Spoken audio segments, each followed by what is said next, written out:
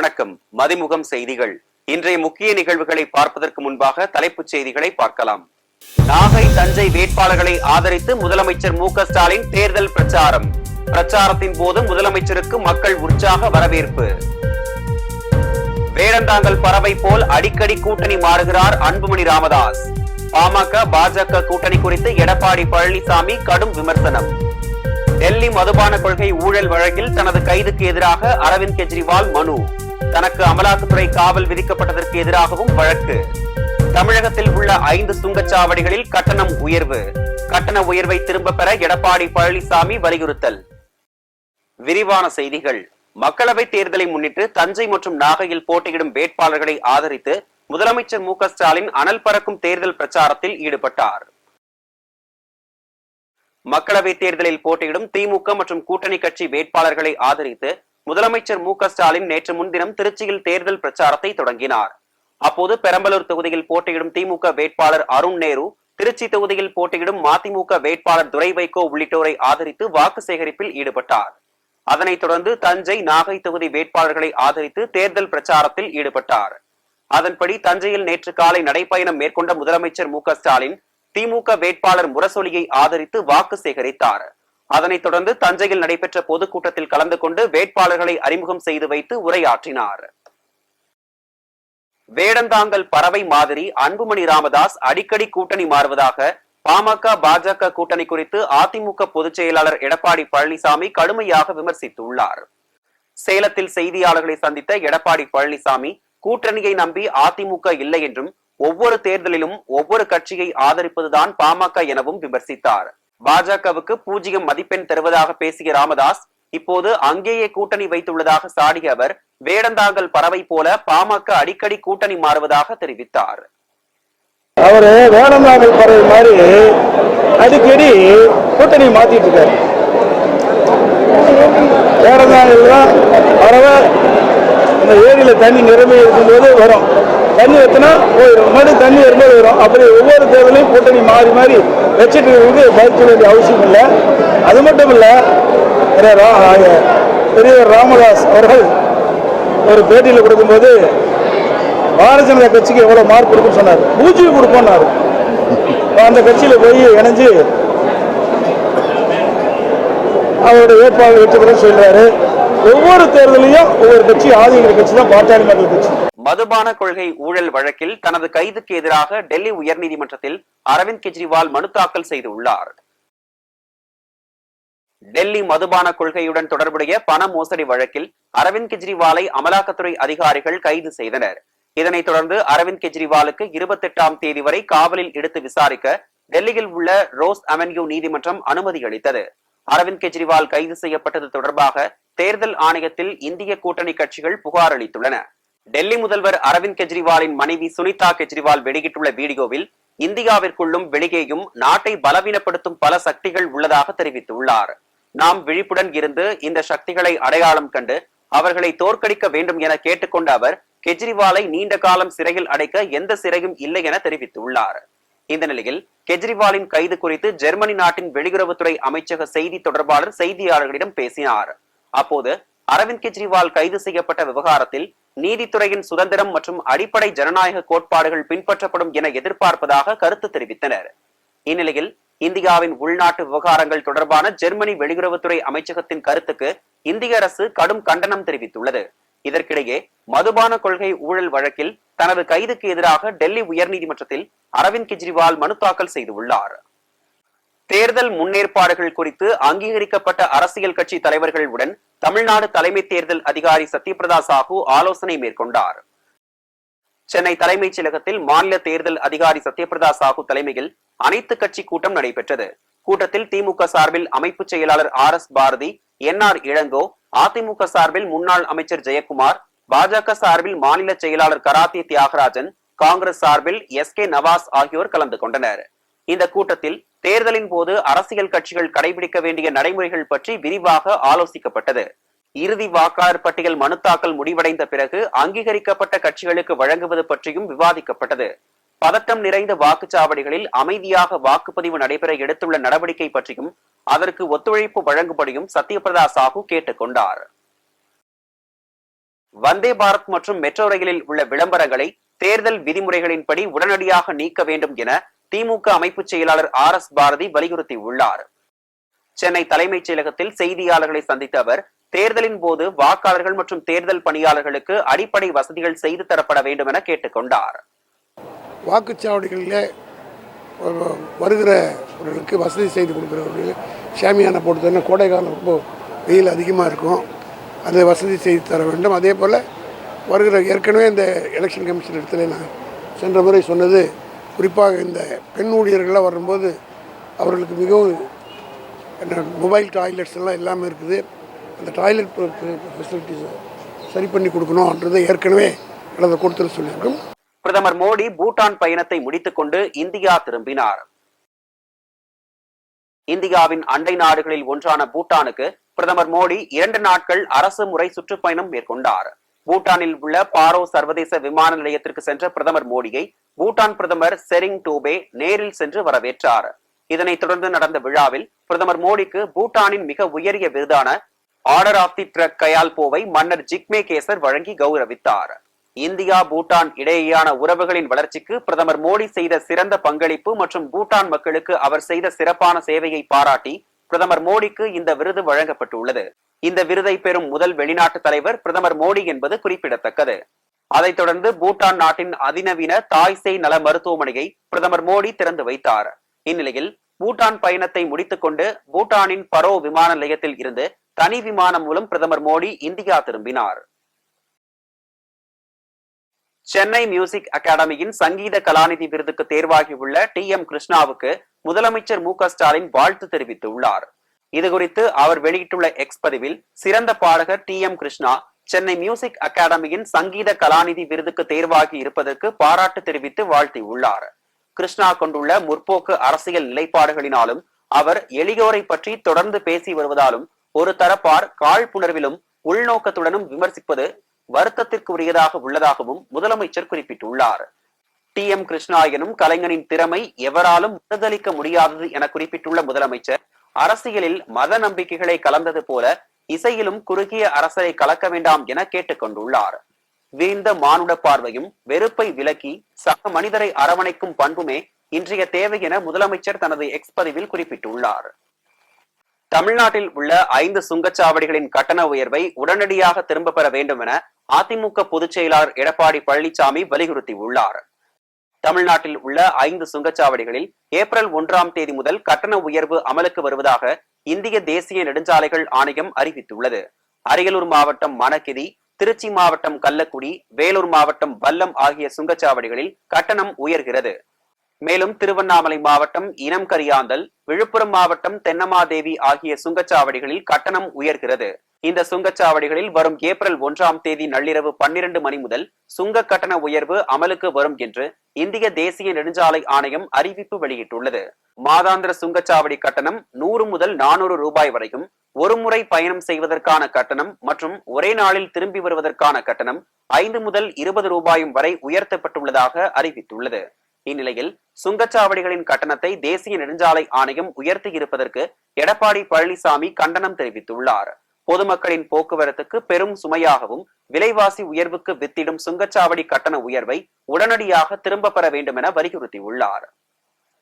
தங்களுக்கு போட்டியாக யாரையும் கருதவில்லை என அமைச்சர் கண்ணப்பன் தெரிவித்துள்ளார். தூத்துக்குடி மாவட்டம் எட்டயபுரம் அருகே உள்ள சிந்தலக்கரையில் வரும் 26ஆம் தேதி நடைபெறும் பொதுக்கூட்டத்தில் முதலமைச்சர் மு க ஸ்டாலின் பங்கேற்று தேர்தல் பிரச்சாரம் மேற்கொள்ள உள்ளார். இதையொட்டி நடைபெற்று வரும் பணிகளை அமைச்சர்கள் கண்ணப்பன், அனிதா ராதாகிருஷ்ணன், கீதா ஜீவன் உள்ளிட்டோர் நேரில் ஆய்வு செய்தனர். தூத்துக்குடி நாடாளுமன்ற தொகுதியில் திமுக சார்பில் மீண்டும் போட்டியிடும் கனிமொழியும் நேரில் பார்வையிட்டார். அப்போது செய்தியாளர்களிடம் பேசிய அமைச்சர் கண்ணப்பன், திமுக எம்பிக்கள் மீது மக்கள் மத்தியில் எவ்வித அதிருப்தியும் இல்லை என தெரிவித்தார். இல்ல அது அவங்கள அந்தந்த தொகுதியில் கேளுங்க. இப்போ நாங்கள் 11 பேர் போட்டிருக்காரு தலைவர், அதெல்லாம் அருமையாக போட்டிருக்காரு. எங்க இதில் ஒரு இது கூட அதிருப்தி கிடையாது. எங்களுக்கு கேளுங்க, மற்றவங்கள எங்களுக்கு ஒரு போட்டியை நாங்கள் அது கருதல. மற்றவங்கள தேர்தல் விதிமுறைகளை மீறுவோர் மீது பாரபட்சமின்றி நடவடிக்கை எடுக்க வேண்டும் என அதிமுக முன்னாள் அமைச்சர் ஜெயக்குமார் வலியுறுத்தி உள்ளார். சென்னை தலைமைச் செயலகத்தில் செய்தியாளர்களிடம் பேசிய அவர், மக்களவை தேர்தல் சுதந்திரமாக நடைபெற தேர்தல் ஆணையத்தை வலியுறுத்தி உள்ளதாக தெரிவித்தார். தமிழ்நாட்டில் பொதுவாகவே நடைபெறவுள்ள நாடாளுமன்ற தேர்தல் ஒரு ஜனநாயக ரீதியில் அமைதியாகவும் சுதந்திரமாகவும் நியாயமாகவும் அத்துமீறல்கள் இல்லாமல் அநியாயங்கள் இல்லாமல் அதிகார துஷ்பிரயோகங்கள் இல்லாமல் ஒட்டுமொத்தமாக ஒரு தேர்தல் சுதந்திரமான முறையிலே வாக்காளர்கள் தங்கள் வாக்குகளை ஜனநாயக கடமை ஆற்றுவதற்கு ஏற்ற வகையிலே பங்களிப்பு முழுமையான அளவிற்கு தேர்தல் ஆணையம் அதனுடைய பங்கு இருக்க வேண்டும் என்ற வகையில் வலியுறுத்தினோம். குறிப்பாக 85 வயது முதிர்ந்தவர்கள், அதாவது 85 கம்ப்ளீட்டட், அதற்கு மேலும் அவர்களுடைய அந்த ஒரு இசைவு கன்சர்ட் என்று சொல்லக்கூடிய அந்த இசைவை பொறுத்தவரை ஒரு 12D ஃபாரம் கொடுப்பார்கள். அந்த 12D ஃபாரம் என்பது ஆளுங்கட்சிக்கும் சரி, அதே போன்று muscle power and money power, அங்கே கீழ்மட்டத்தில் இருக்கின்ற ஒவ்வொரு வாக்குச்சாவடியிலும் பொதுவாகவே ஒரு அச்சுறுத்தல் மிரட்டல் காரணமாக பிஎல்ஓக்கள், அதாவது பூத் லெவல் ஆஃபீஸர் என்று சொல்லக்கூடிய பிஎல்ஓக்கள் இந்த பாரங்களை அச்சுறுத்தல் மிரட்டல் மற்றும் ஆளுங்கட்சியினுடைய அதிகார துஷ்பிரயோகத்துக்கு பயந்து அவர்கள் கொடுக்கக்கூடாது. அதிமுக பொதுச் செயலாளர் எடப்பாடி பழனிசாமியின் தேர்தல் பிரச்சார சுற்றுப்பயணத்தில் மாற்றம் செய்யப்பட்டுள்ளது. இது தொடர்பாக அதிமுக வெளியிட்டுள்ள அறிக்கையில், மார்ச் 28ஆம் தேதி மாலை 4 மணிக்கு விருதுநகர் தொகுதிக்குட்பட்ட சிவகாசியில் உள்ள பாவடித்தோப்பு திடலில் பொதுக்கூட்டம் நடைபெறும் என தெரிவித்துள்ளனர். ஏப்ரல் 8ஆம் தேதி சிவகங்கை தொகுதிக்குட்பட்ட காரைக்குடி பகுதியில் மாலை 4 மணிக்கு, இரவு 7 மணிக்கு ராமநாதபுரம் அரண்மனை பகுதியில் பொதுக்கூட்டம் நடைபெறுகிறது என்று தெரிவிக்கப்பட்டுள்ளது. இதற்கிடையே 40 மக்களவை தொகுதிகளுக்கும் தேர்தல் பணிக்குழு பொறுப்பாளர்களை நியமித்து அதிமுக பொதுச் செயலாளர் எடப்பாடி பழனிசாமி அறிவித்துள்ளார். பல்வேறு மாவட்டங்களில் நடைபெற்ற நிகழ்வுகளை களத்தில் மதிமுகம் பகுதியில் தற்போது பார்க்கலாம்.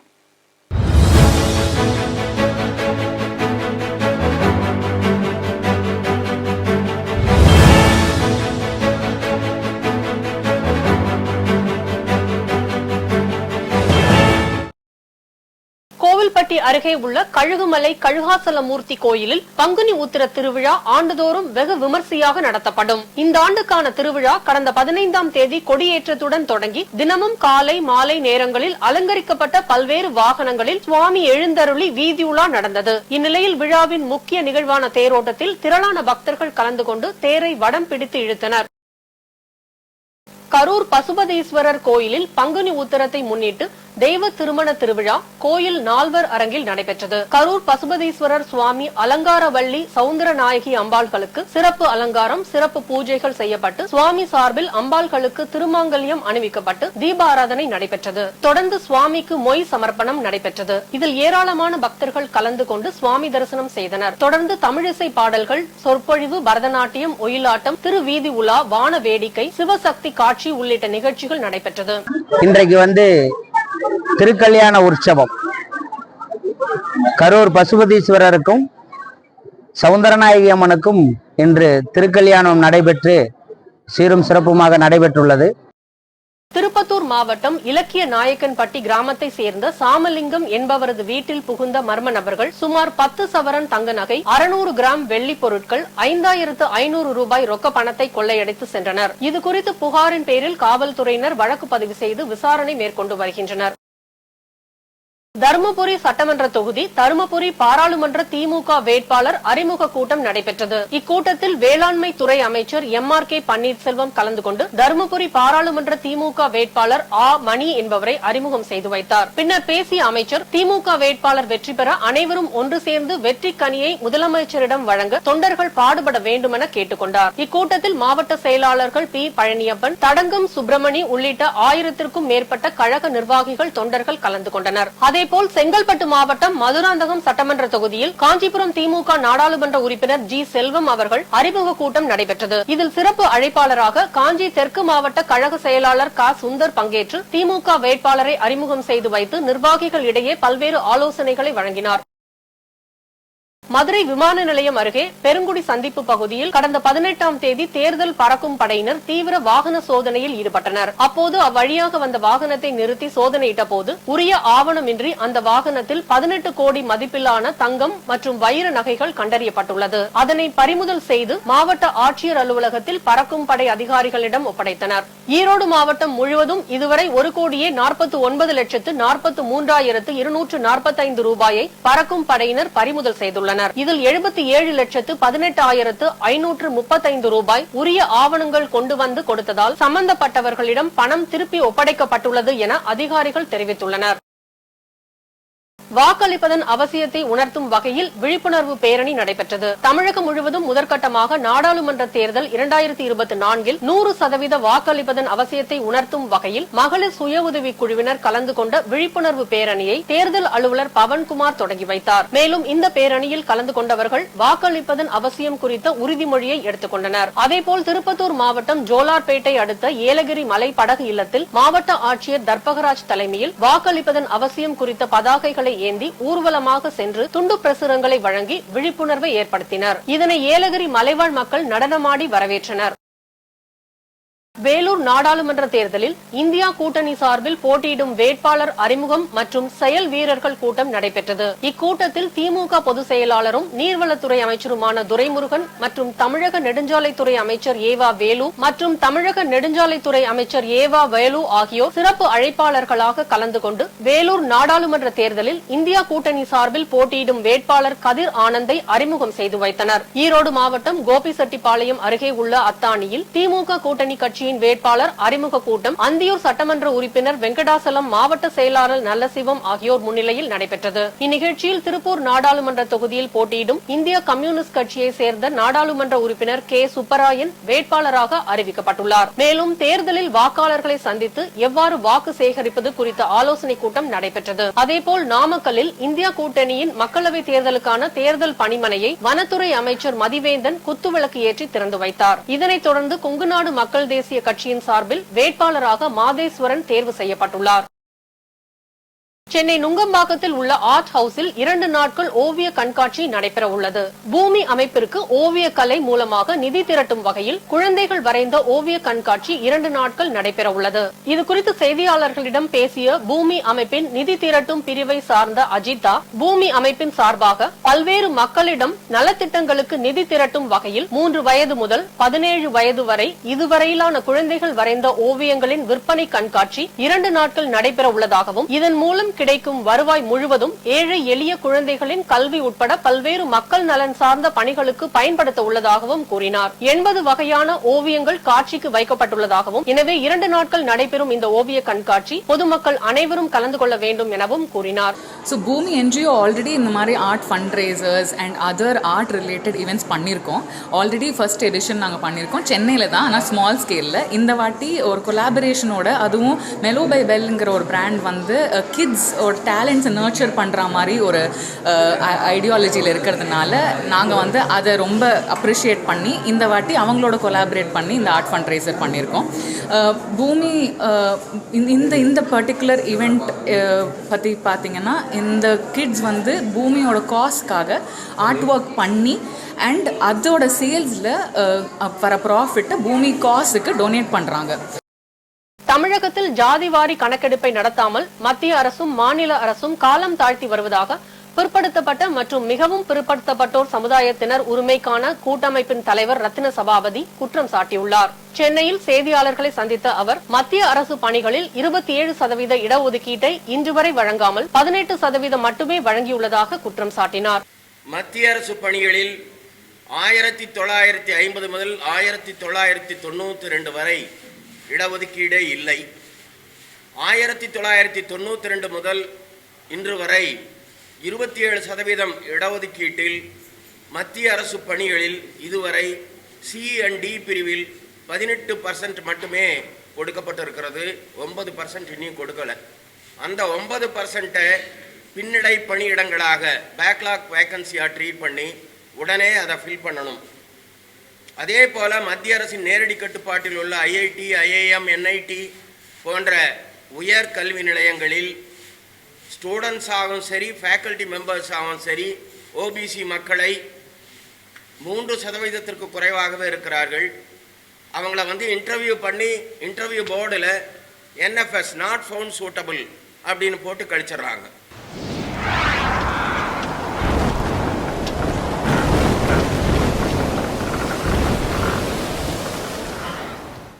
தமிழ்நாட்டில் 4 நாட்களுக்கு ஓரிரு இடங்களில் வெப்பம் அதிகரித்து காணப்படும் என்று வானிலை ஆய்வு மையம் தெரிவித்துள்ளது.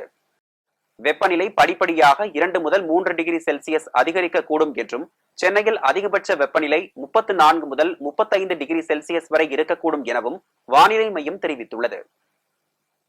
ரஷ்ய தலைநகர் மாஸ்கோவில் நடத்தப்பட்ட தீவிரவாத தாக்குதலுக்கு பிரதமர் மோடி, காங்கிரஸ் தலைவர் மல்லிகார்ஜுன கார்கே உள்ளிட்ட தலைவர்கள் கண்டனம் தெரிவித்துள்ளனர். ரஷ்யாவின் தலைநகர் மாஸ்கோவிற்கு அருகில் குரோக்கஸ் சிட்டி ஹால் கச்சேரி அரங்கிற்குள் நேற்று நடைபெற்ற இசை நிகழ்ச்சியில் 6000க்கும் மேற்பட்டோர் கலந்து கொண்டிருந்தனர். இந்த நிலையில் கச்சேரி அரங்கிற்குள் நுழைந்த ஆயுதமேந்திய மர்ம கும்பல் கூட்டத்தினர் மீது துப்பாக்கிச்சூடு நடத்தியது. இந்த சம்பவத்தில் 100க்கும் மேற்பட்டோர் படுகாயமடைந்துள்ள நிலையில் 115க்கும் மேற்பட்டோர் உயிரிழந்தனர். இத்தகைய கொடூர தாக்குதலுக்கு பிரதமர் மோடி கடும் கண்டனம் தெரிவித்துள்ளார். இது தொடர்பாக அவர் வெளியிட்டுள்ள பதிவில், இந்த துயரமான நேரத்தில் ரஷ்ய அரசு மற்றும் மக்களுடன் இந்தியா துணை நிற்கும் என்றும், பலியானோர் குடும்பத்தினருக்கு ஆழ்ந்த இரங்கல் எனவும் பதிவிட்டுள்ளார். காங்கிரஸ் தலைவர் மல்லிகார்ஜுன கார்கே கடும் கண்டனம் தெரிவித்துள்ளார். இந்த துயரமான நேரத்தில் பாதிக்கப்பட்டவர்களுக்கும் ரஷ்ய கூட்டமைப்புக்கும் காங்கிரஸ் துணை நிற்கும் என்றும், தீவிரவாதம் மனித குலத்திற்கும் அமைதிக்கும் மிகப்பெரிய அச்சுறுத்தலாக உள்ளதாக வேதனை தெரிவித்துள்ளார். இந்நிலையில் ரஷ்யாவில் நடந்த துப்பாக்கிச்சூடு சம்பவத்திற்கு ISIS என்ற பயங்கரவாத அமைப்பு பொறுப்பேற்றுக் கொண்டுள்ளது. மீண்டும் தலைப்புச் செய்திகள். நாகை, தஞ்சை வேட்பாளர்களை ஆதரித்து முதலமைச்சர் மு.க. ஸ்டாலின் தேர்தல் பிரச்சாரம். பிரச்சாரத்தின் போது முதலமைச்சருக்கு மக்கள் உற்சாக வரவேற்பு. வேடந்தாங்கல் பறவை போல் அடிக்கடி கூட்டணி மாறுகிறார் அன்புமணி ராமதாஸ். பாமக, பாஜக கூட்டணி குறித்து எடப்பாடி பழனிசாமி கடும் விமர்சனம். டெல்லி மதுபான கொள்கை ஊழல் வழக்கில் தனது கைதுக்கு எதிராக அரவிந்த் கெஜ்ரிவால் மனு. தனக்கு அமலாக்கத்துறை காவல் விதிக்கப்பட்டதற்கு எதிராகவும் வழக்கு. தமிழகத்தில் உள்ள 5 சுங்கச்சாவடிகளில் கட்டணம் உயர்வு.